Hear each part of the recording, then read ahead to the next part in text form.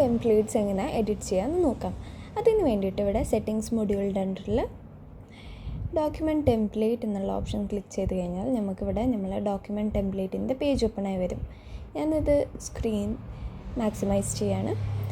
So ഇവിടെ invoice, bill, receipt നമ്മൾ already create ചെയ്ത എല്ലാ ഡോക്യുമെൻറ്റ്സിൻ്റെ ടെംപ്ലേറ്റ്സ് നമുക്കിവിടെ കാണിക്കും. ഇതൊക്കെ ഏത് ലാംഗ്വേജിലാണ് ഉള്ളതെന്നും നമുക്കിവിടെ കാണിക്കും. സോ നെക്സ്റ്റ് നമ്മൾക്ക് എങ്ങനെയാണ് ഇത് എഡിറ്റ് ചെയ്യാമെന്ന് നോക്കാം. അതിന് വേണ്ടിയിട്ട് ഇവിടെ ഇൻവോയ്സിൻ്റെ അടുത്തുള്ള എഡിറ്റ് ഓപ്ഷൻ ക്ലിക്ക് ചെയ്യാണ്. നമ്മൾ ഇൻവോയ്സിൻ്റെ എഡിറ്റ് ഡോക്യുമെൻറ്റ് ടെംപ്ലേറ്റ് പേജ് ഓപ്പണായി വന്നിക്കണം. ഇവിടെ നമുക്ക് ടെംപ്ലേറ്റിൻ്റെ ലാംഗ്വേജ് സെറ്റ് ചെയ്യാം. പിന്നെ ആക്റ്റീവ് ലാംഗ്വേജ് നമുക്ക് വേണമെങ്കിൽ ടെംപ്ലേറ്റ് ലാംഗ്വേജ് അറബി ആക്കുക, ആക്റ്റീവ് ലാംഗ്വേജ് ഇംഗ്ലീഷ് ആക്കുക, അല്ലെങ്കിൽ ടെംപ്ലേറ്റ് ലാംഗ്വേജ് ഇംഗ്ലീഷ് ആക്കി ആക്റ്റീവ് ലാംഗ്വേജ് അറബി ആക്കുക, അല്ലെങ്കിൽ രണ്ടും വേണമെങ്കിൽ ഒരേ ലാംഗ്വേജ് ആക്കി സെറ്റ് ചെയ്ത് വെക്കാം. പിന്നെ ഇൻവോയ്സിൻ്റെ നമ്പർ പ്രിഫിക്സ് നമുക്കിവിടെ സെറ്റ് ചെയ്യാം. ടെംപ്ലേറ്റ് ബൈ ഡീഫോൾട്ട് എന്താണ്, ബില്ലാണോ റിട്ടേൺ ബില്ലാണോ എന്നൊക്കെ നമുക്കിവിടെ സെറ്റ് ചെയ്യാം. പിന്നെ കണ്ടൻറ്റ്സ് നമുക്ക് നോക്കാം. ഇവിടെ നമുക്ക് header, sub header, terms, footer ഇതൊക്കെ നമുക്കിവിടെ ആഡ് ചെയ്യാം. പിന്നെ ടെംപ്ലേറ്റ് സെറ്റിങ്സിൽ നമുക്കിവിടെ ടെംപ്ലേറ്റ് എങ്ങനെയാണ് ഉണ്ടാവുക എന്നുള്ള ഒരു പ്രിവ്യൂ നമുക്കിവിടെ കാണും. അത് കഴിഞ്ഞ് പിന്നെ ഷോ ലോഗോ ബട്ടൺ ഉണ്ട്. നമുക്ക് നമ്മളെ ലോഗോ ഓൺ ആൻഡ് ഓഫ് ആക്കാം. സോ ഇപ്പം ലോഗോ ഇല്ല, നമുക്ക് വേണമെങ്കിൽ ഇത് ആഡ് ചെയ്യാം. അതേമാതിരി തന്നെ ആക്സെൻറ്റ് കളേഴ്സ് കൊടുക്കാം. പിന്നെ ഐറ്റം നെയിം വെച്ചാൽ ഐറ്റം ആണോ, പ്രോഡക്റ്റ് ആണോ, സർവീസ് ആണോ എന്ന് നമുക്കിവിടെ കൊടുക്കാം. പിന്നെ അതേമാതിരി യൂണിറ്റ് നെയിം എന്താ വേണ്ടത് അതും നമുക്ക് കൊടുക്കാം. ക്വാണ്ടിറ്റി ആണോ, അവേഴ്സ് ആണോ, ഇതൊക്കെ നമുക്ക് ആഡ് ചെയ്യാനുള്ള ഓപ്ഷൻ ഉണ്ട്. പിന്നെ പ്രൈസ് നെയിം, പ്രൈസ് ആണോ, റേറ്റ് ആണോ, ഇതൊക്കെ നമുക്ക് എഡിറ്റ് ചെയ്യാം.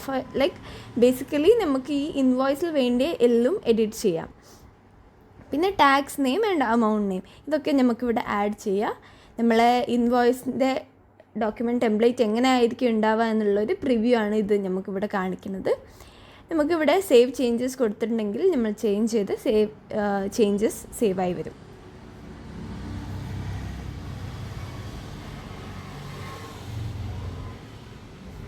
അതേമാതിരി നമുക്ക് ബിൽ, റെസിപ്റ്റ്, വൗച്ചർ, പേ സ്ലിപ്പ്, ഇമെയിൽ ഇതിൻ്റെ ഒക്കെ ഡോക്യുമെൻറ്റ് ടെംപ്ലേറ്റ്സ് നമുക്ക് റെഡിയാക്കാം. ഞാൻ ഫോർ എക്സാമ്പിൾ ഇവിടെ റെസീറ്റിൻ്റെ ടെംപ്ലേറ്റ് എടുക്കുകയാണ്. സോ ഇവിടെ ടെംപ്ലേറ്റ് ലാംഗ്വേജും നേരത്തെ മാതിരി തന്നെ template language and active language നമുക്ക് സെറ്റ് ചെയ്യാം. ഞാനിവിടെ രണ്ടും അറബിയാണ് സെറ്റ് ചെയ്തിരിക്കുന്നത്. പിന്നെ നമ്പർ പ്രിഫിക്സ് നമുക്കിവിടെ സെറ്റ് ചെയ്യാം. പിന്നെ ടെംപ്ലേറ്റ് റെസിപ്റ്റ് എന്ന് കൊടുക്കാം. ഇതിൻ്റെ contents, header, sub header, terms, footer ഇതൊക്കെ നമുക്ക് കൊടുക്കാം. പിന്നെ ഇവിടെ നമുക്ക് റെസിപ്റ്റിൽ കുറേ ഓപ്ഷൻസ് കാണിക്കും. ലൈക്ക് ഫോർ എക്സാമ്പിൾ ഇപ്പോൾ കസ്റ്റമറിൻ്റെ പേഴ്സണൽ ഡീറ്റെയിൽസ് കാണിക്കുന്നുണ്ടെങ്കിൽ ഇവിടെ ഷോ കസ്റ്റമർ ഡീറ്റെയിൽസ് എന്നുള്ള ബട്ടൺ ഓഫാക്കി വെക്കാം. ഷോ കസ്റ്റമർ ID ഓഫാക്കി വെക്കാം. ഇതൊക്കെ കസ്റ്റമറിൻ്റെ ഡീറ്റെയിൽസ് അവർക്ക് കാണിക്കാൻ താല്പര്യമില്ലെങ്കിൽ ഇത് ഓഫ് ചെയ്യാനുള്ള ഓപ്ഷൻസ് ഉണ്ട്. പിന്നെ basic receipt settings, show header, logo, date, sub header, receipt number ഇതൊക്കെ നമുക്ക് ഓൺ ആൻഡ് ഓഫ് നമുക്ക് എന്തൊക്കെ ആവശ്യമുള്ളത് അത് ആഡ് ചെയ്യുക, ബാക്കിയുള്ളതൊക്കെ ഓഫ് ചെയ്ത് വെക്കാനുള്ള ബട്ടൺസ് ഉണ്ട്.